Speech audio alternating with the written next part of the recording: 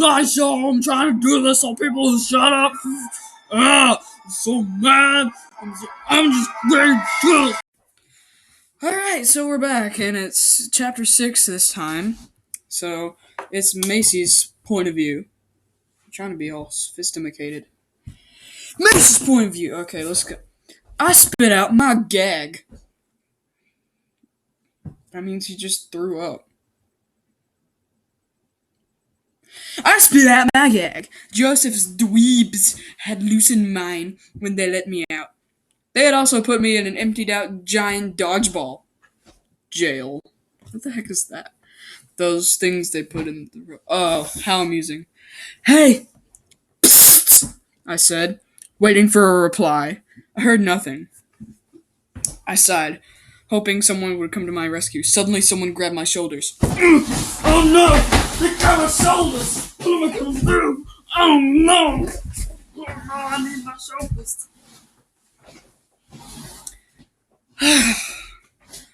Ah! I screamed and struggled to turn around to see my attacker. Oh, there's no one there. Shut up, the person said. We have to go get the others. I hope Meg's okay. They took her to one of the dungeons. Like, you're in. What? Get the frick away from me, I exclaimed. He's trying to harass me. He's trying to harass me. In this kind of scenario, nobody's gonna care if you're getting harassed. Like, no one. Shut up, idiot! I'll start to come. We'll get caught. He yelled. And I was like, shut up, idiot! Leaning over, he yelled, leaning over toward my face. Hayden. Great! Tony the Tiger, huh? Tony the Tiger, huh? Tony the Tiger, huh? He took a knife out of his pocket and began to cut at the ropes. He breathed heavily.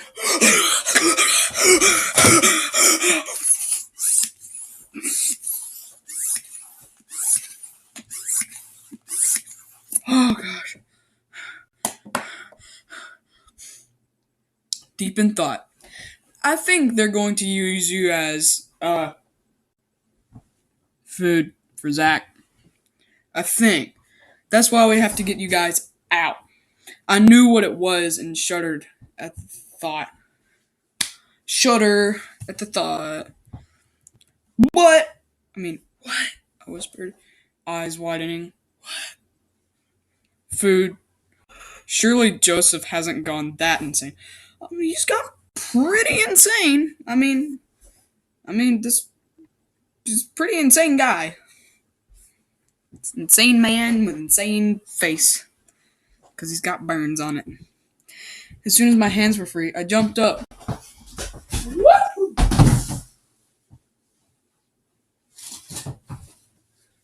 I totally did just stub my toe.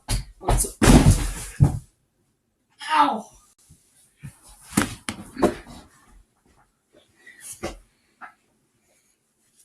Okay. Where are my weapons? I asked him, hoping they hadn't taken them far.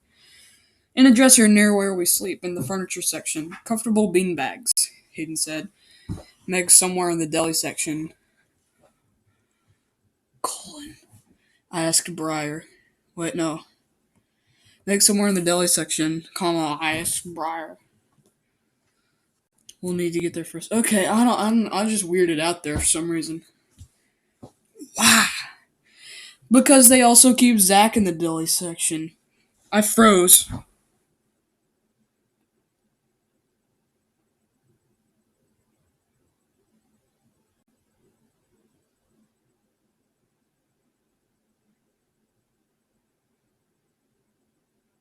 Bah! No. I froze but quickly grabbed Hayden's bat and ran across the store. I heard him shout, "Hey! Get back!"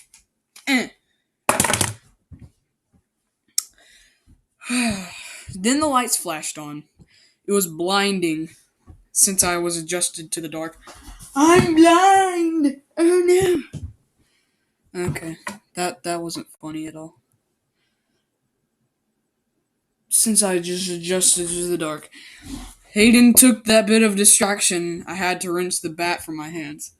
I thought the lights didn't work anymore, I said to him, rubbing my eyes. I don't think the lights work anymore. I like ripping my eyebrows. Oh, God. I look like I'm crying now a bit. Well, Joe forced some of the nerds to work on the lights. At the moment, we only have enough energy for the lights to be on for 4 hours a day. He's trying to get them to work 24/7. Then I heard a shriek. I half screamed at Hayden. Half scream.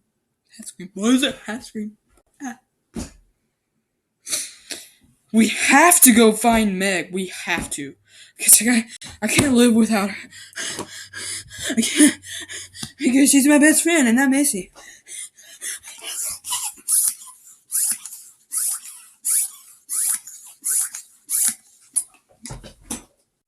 There's dust in there. How did the dust get in there? They could be torturing her or something. We sprinted across the rest of the store, past the clothes, the toy section, and the kitchen appliances. I could hear pounds, screams, and scratching noises coming from the meat freezer in the back of the deli section. She's in there, Hayden told me, scratching his hairline. She's in there. She's in there. I nodded.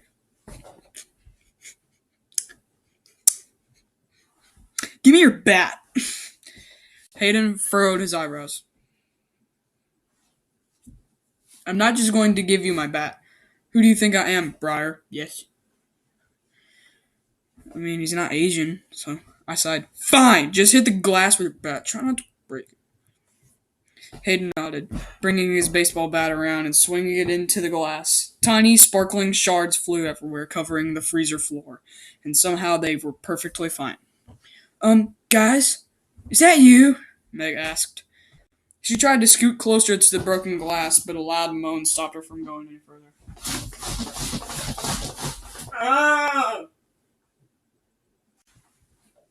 I'm out of here.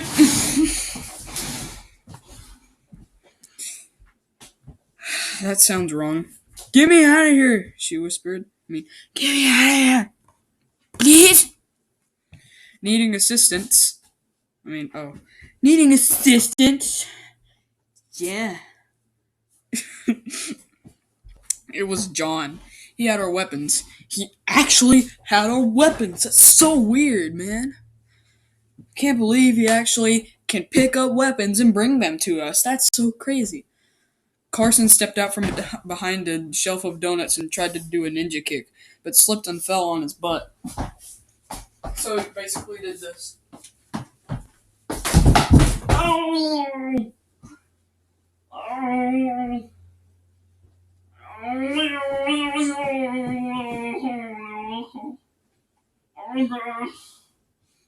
Oh! Okay. Good job, Bob. Even though your name is Carson, John said sarcastically to him, handing his bat back to the smaller boy. Meg held her hand out. Give me the axe. Give me the axe now. Carson gave it to her, and she flipped the blade to cut off the ropes that contained her. John handed me the weapons back, smiling. Here you go. It's a knife. I'm totally not going to kill you with it. What do you say? John asked. I rolled my eyes. Thanks, cuz. I cocked my pistol. Chick, chick. Yeah, you like that? Chick, chick, chick, chick. No, that's nasty. Shoved it in the open freezer. That makes no sense. Oven freezer? It's like a freezer for your oven, or isn't? That's weird. And stepped inside. I heard a grunt from deeper inside and a thump. Someone's pooping. Someone's pooping. Meg stepped back over to me from the shadows of the back of freezer. Back of freezer, okay. And I noticed blood covering her axe. I killed it, she panted. They put it in there? You? I asked. She must feel really horrible because I feel bad. But I knew only one thing at the moment. Joseph had to pay for this.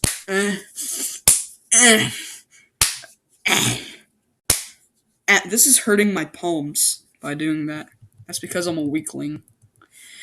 Where are the others, spy dude? I asked Hayden as we circled the furniture section. Whoa. Wait a minute, I forgot I could do this with my chair. Midget powers, activate! Yes. Yeah. Okay. Weaving our way between aisles and aisles of notebooks and office supplies. He whispered back, behind the milk, in the back of the store. Some of them are probably guarding the dresser, but I can sneak in and get them to go away. I nodded.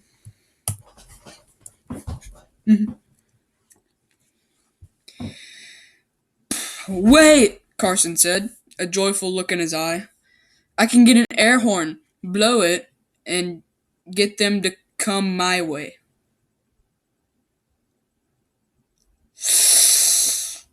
He's blown on someone's horn, and they're coming his way. Sounds nasty as crap. I'm pretty fast, they won't catch me. Ew. Ew. Ew. Ew. This is nasty. Y'all are nasty. I should probably get my head out of the gutter, though. John sighed. You need to take someone with you, and it's not going to be me, because I don't want to die. Best buds. I'll go, Meg said, stepping forward. I'll go! That's what she did.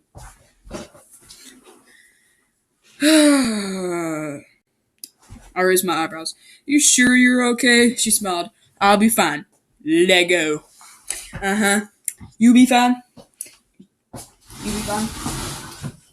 Okay. Okay. Well, you see, I would have to disagree with that. Because you misspelled Lego.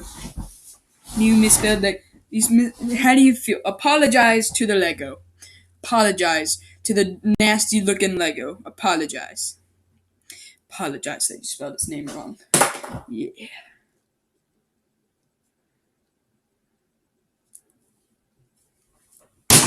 Anyways. And with that, they raced off to the toy section to grab the air horns. Okay, Hayden continued. Now we wait.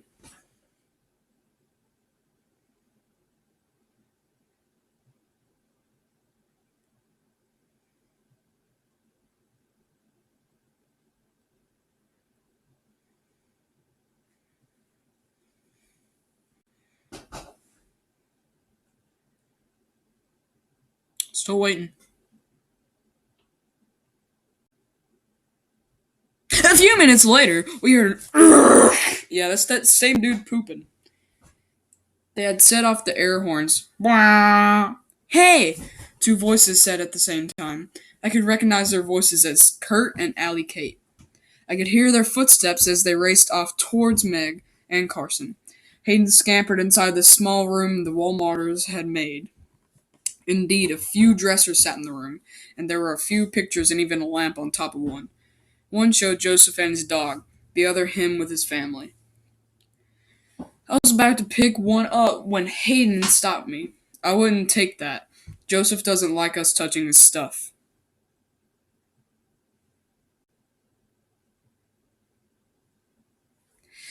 Okay, that's a little nasty. I looked in his eyes and nodded. Here, John yelled. I got ours before, idiots. I knew where they were, stupid guys.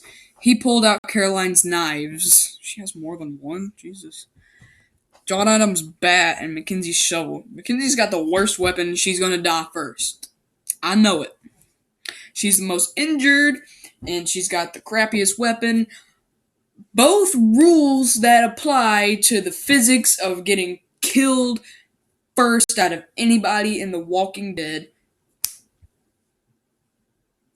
It's gonna happen. Guys, it's us. They're chasing us.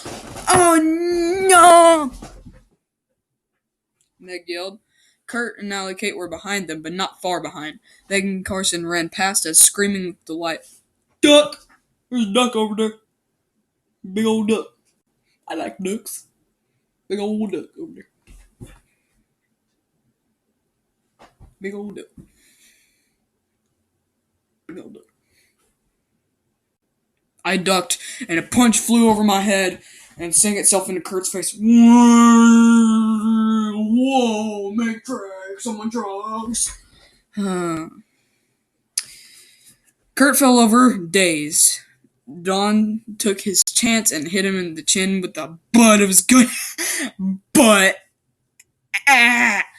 Allie Kate looked down upon her fallen partner, widened her eyes, and backed away slowly with her hands in the air.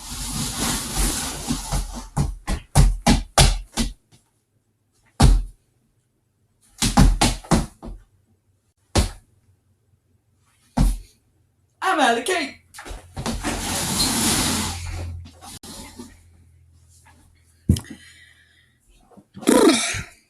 Hey, I'm just gonna, I guess I'll leave now, she said, dashing away. This is it, a voice said. Two boys rounded the corner. They both wore startled expressions and glasses.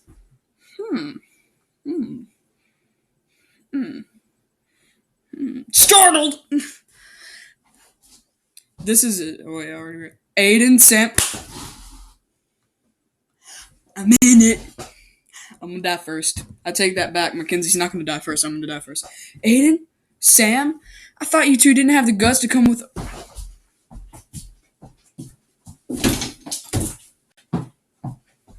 They call me a wimp. I broke a kid's nose before. With my fists. In a dream I had, but it still happened. No, it didn't. Okay. Meg laughed. Aidan rolled his eyes. Whatever. Joseph's up. Well, never mind. You see, that's the problem. I texted Macy this on Gmail. If I were in this scenario, I would have finished that sentence. I wouldn't stop myself. Good thing catching yourself, I nodded. Okay, I think they have Mackenzie, Caroline, and John Adam locked up in the dressing rooms. Nobody's probably guarding them. Hayden said with a sure look on his face. Then let's go, I said, already running off to the clothes section. We ran past the kitchen appliances once more and into the dressing rooms. Hey, get us out of here, Caroline yelled. Surprisingly, the doors didn't have real locks on them. We slid open the built-in door locks and pushed the doors open.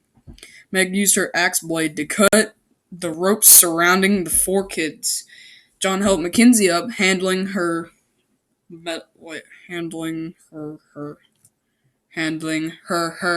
double her, fix it, handling her middle shovel. Thanks, Johnny Pooh Bear, she squealed. Thanks, Johnny Pooh Bear! I'm totally not obsessed with you. Where was I? Okay. John rolled his eyes and went back to the group. How come we don't get any weapons? Sam inquired. Sam's like sophisticated in this. We don't have any extra on us right now. We'll make sure we get you some tough though. I'm so stupid. Get you some though. I was about to say tough. I'm so stupid. I said, "There!" I heard a voice yell, "We need to leave now!" I said, rounding the corner. The whole group ran for dear life, dodging stamps of cheap clothing and purses. We were 20 feet away from the doors when I heard a scream. You need to work harder on this, girl. Guys, wait up! It was Mackenzie. She was pale as ice. Her arm injuries and infection was preventing her from going any faster. I tried to race back to help her when Joseph turned the corner.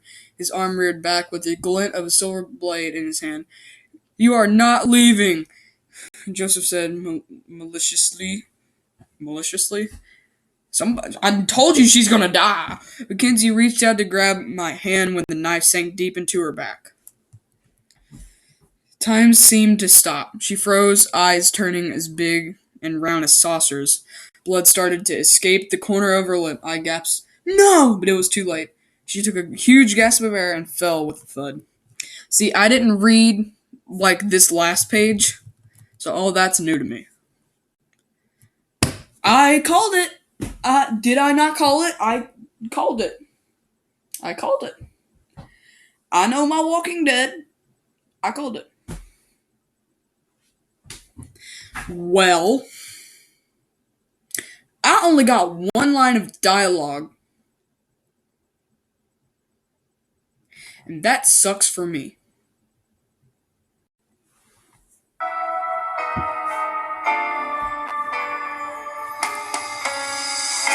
Oh,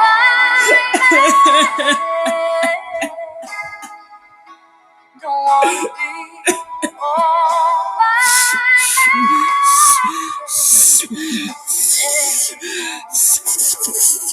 myself.